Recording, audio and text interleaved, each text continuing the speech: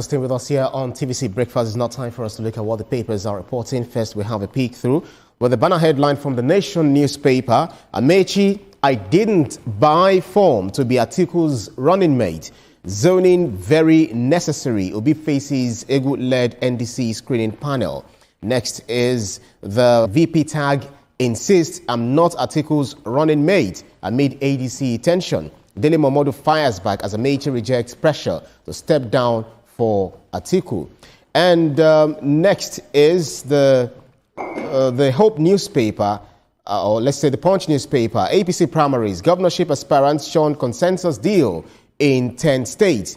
And the Hope newspaper saying senatorial primaries, Fashionati, Kekimeke, Elegbeleye win APC tickets in Ondo State. The Blueprint newspaper says APC primaries, Ondo closes public schools. Abdulrazak endorses Seriki in Kwara State.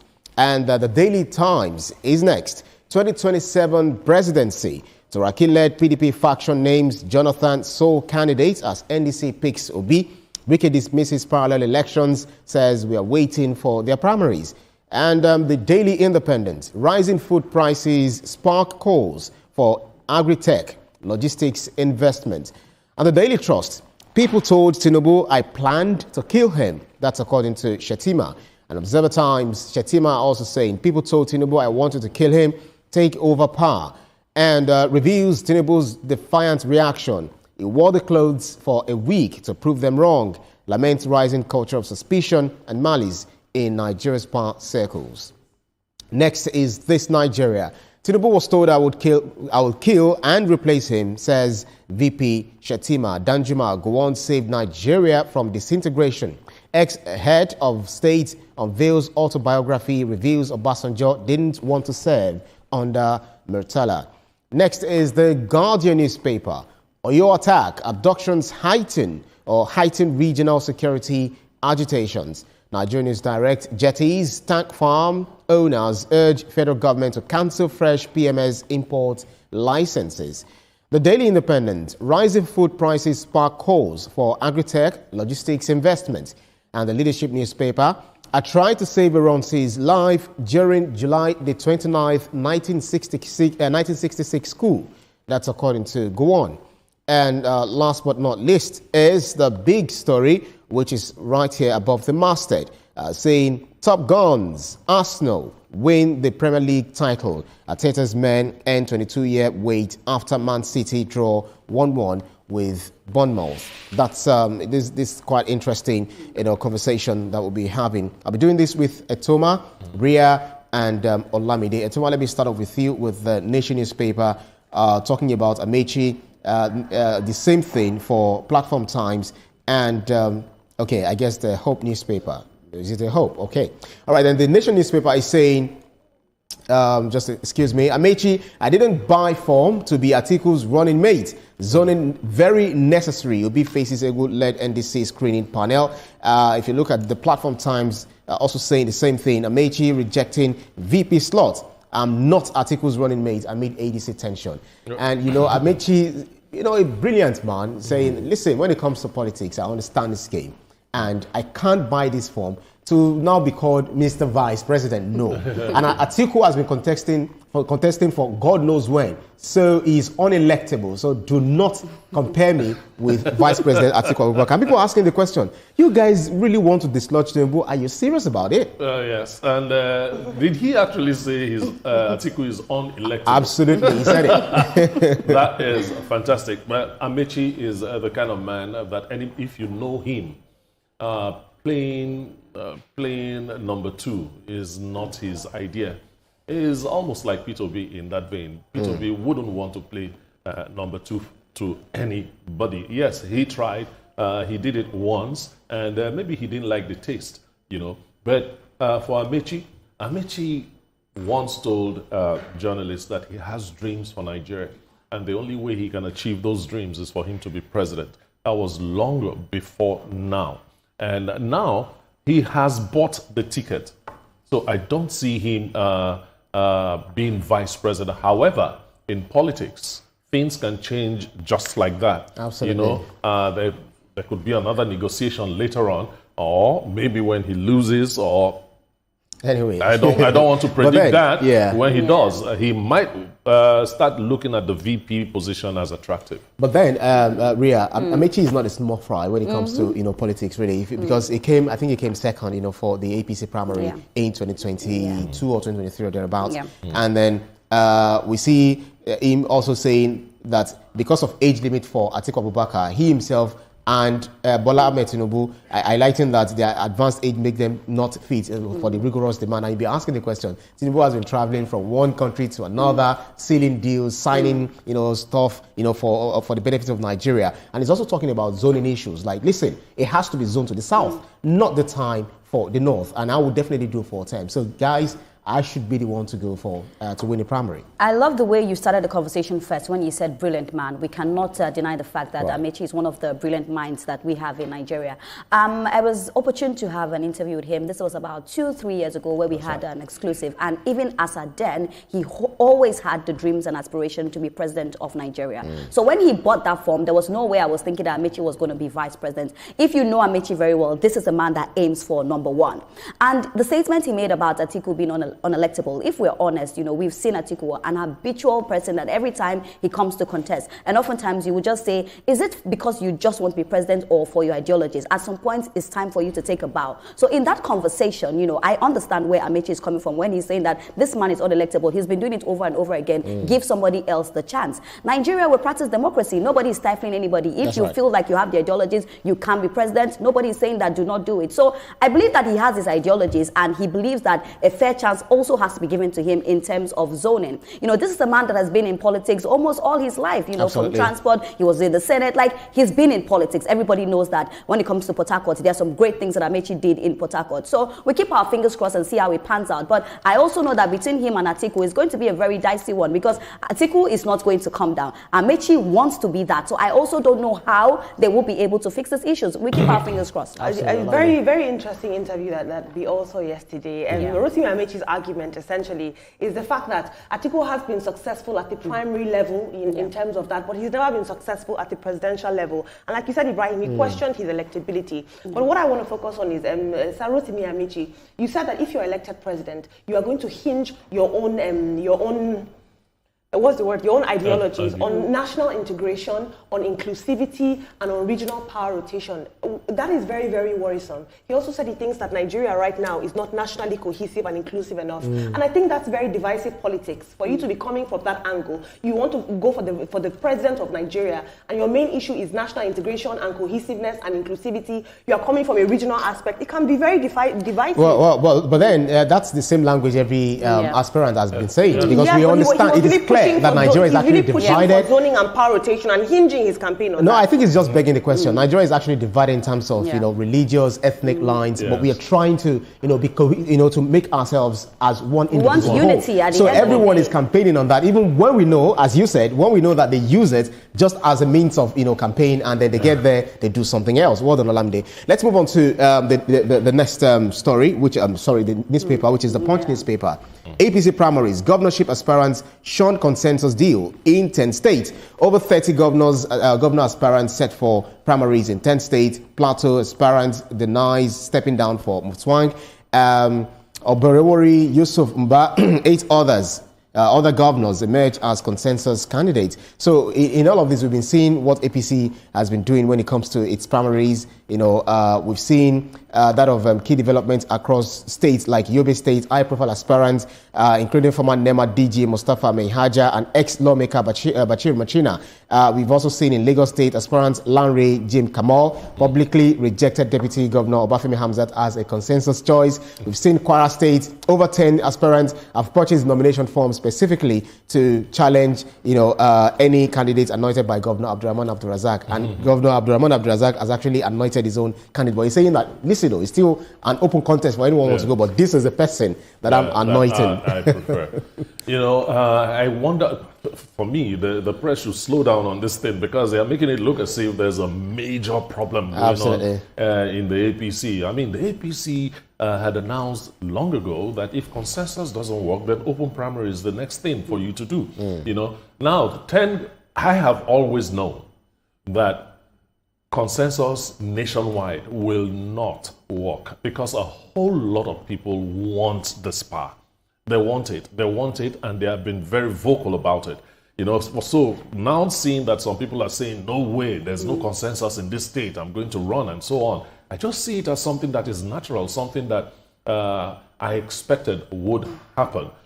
My happiness is that the party had not forced consensus down the throats of members of the APC. Absolutely. And talking about senatorial primaries, let's move on to the Hope newspaper. It's still the same, you know, with the earlier paper that I read, you know, for the Punch newspaper. It's still the APC, you know, as primaries. You know, the senatorial primary, for instance, we see Fashionalty, Kekemeke, Elegbeleye win APC tickets in Ondo, where we have the Ondo Central, Dr. Taiwo Fashionalty, former secretary to the state government, won a landslide victory. Ondo South, Honorable Isaac Kekemeke, Ondo North, Benga, Elegbeleye, you know, so all of this context, we're seeing people who had actually lost. But one thing is the electoral law would not allow them to leave the party. They still have to work for the party, whether they like it or not. You know, but I want to touch on consensus for a bit. You know, for me, I think it has its pros and it has its cons. And why I say this is because oftentimes people will argue with you and tell you that people are putting loyalists there. You know, you put somebody that you believe that, oh, this person is going to be loyal to me. On the other hand, you know,